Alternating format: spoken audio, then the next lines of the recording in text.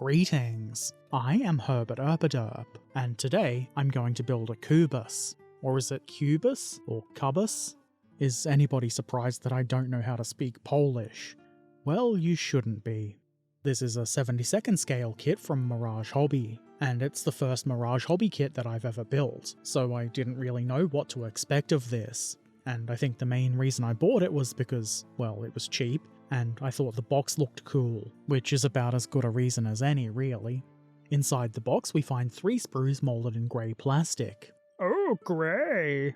They're not the worst sprues I've ever seen. I would say they're reasonable, but there is quite a bit of flash, and that's obviously going to need to be cleaned up, otherwise the parts won't go together. Some of it isn't super obvious, but it is there. The detail does seem fairly decent to me, though in fairness, most of the vehicle is armoured plates, which aren't especially tricky or intricate to make, they're just kind of flat planes.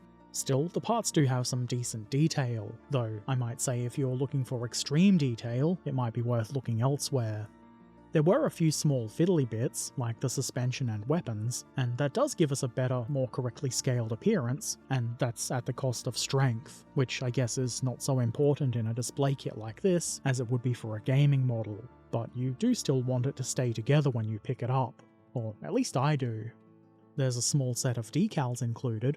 I believe the 2 choices here are historical markings and as painted for the museum markings, which are very similar. I haven't tried using them, but they look reasonable enough, and they came stapled to the instructions. That way you probably won't lose them. The instructions are pretty decent. They're on nicer paper and in colour, though the actual diagrams don't really make any use of that colour. The diagrams are mostly easy enough to understand, though the order in which they are arranged did lead to some very minor confusion for old Herbert. The painting guide does make use of colour, which is always nice for something that's trying to show you which colours should go where. Very good. Let's start gluing some bits of plastic together. The first thing to do is clean up the 2 upper hull parts, and it was a bit of a challenge to get them neat enough that the gaps would be minimal, and the keying is almost pointless. I do appreciate that this being 2 large parts makes it easier in some ways, but surely they could have put something on the inside to help guide the parts so they align easier and better. I glued the 2 parts together and did my best to make sure they were lined up as straight, neat, and gap-free as I could get them. Despite my efforts though, I think this kit is going to require a fair bit of putty work. I then install the floor, which I guess could kind of help you get the upper parts aligned a bit. If you put this on while the upper part hasn't completely bonded together, you can use the floor part to make minor adjustments to get it to fit better, though I don't know how much it actually helped, if the gap along the rear of the hull is anything to go by. Anyway, it is now time for wheels.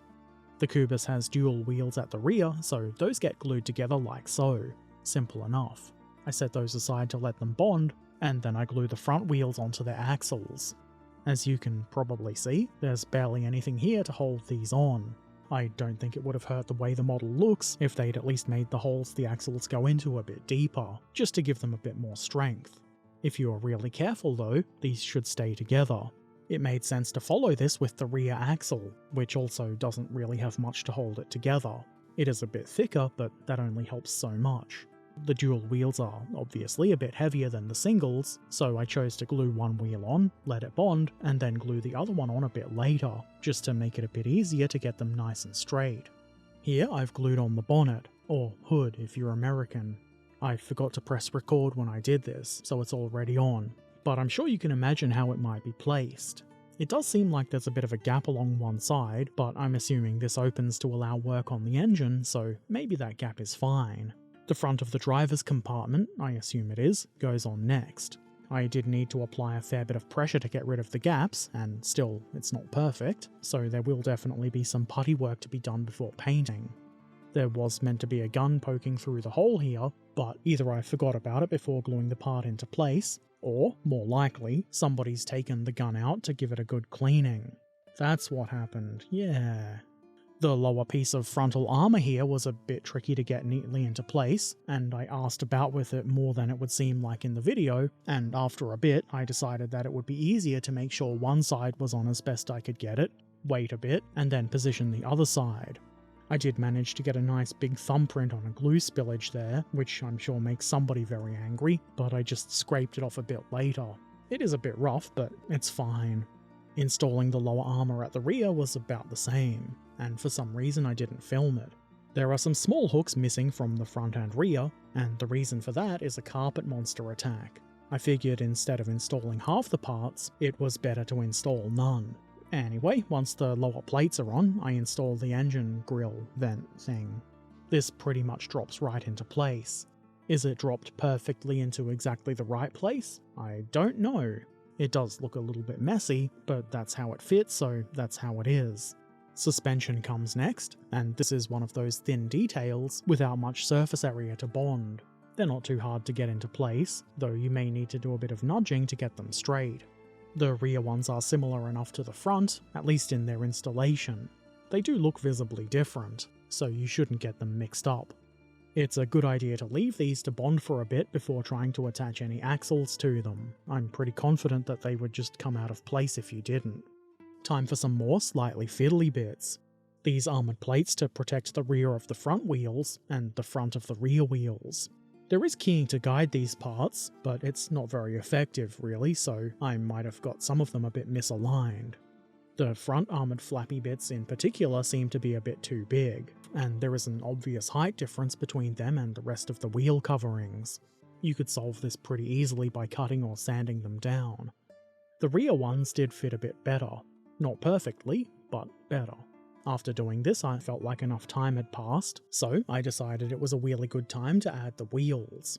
You probably shouldn't be surprised to hear me say that there isn't really a lot to guide these or hold them in place, so it is a bit fiddly to get them into the right position. I found tweezers to be quite helpful, such as these ones for 9 Steps Industries. Check the link below for 20% off.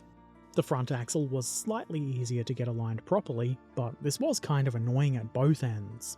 The reward for that fiddliness though is more realistically sized axles and suspension parts. There is also a drive shaft that goes to the rear axle, and it's not difficult to place, though I did have to trim it down a tiny bit. It's probably obvious, but worth noting. If your rear axle is not properly bonded into place, it's very easy to nudge it out of position while doing this. Now it's time to pay some attention to the top of the Kubus.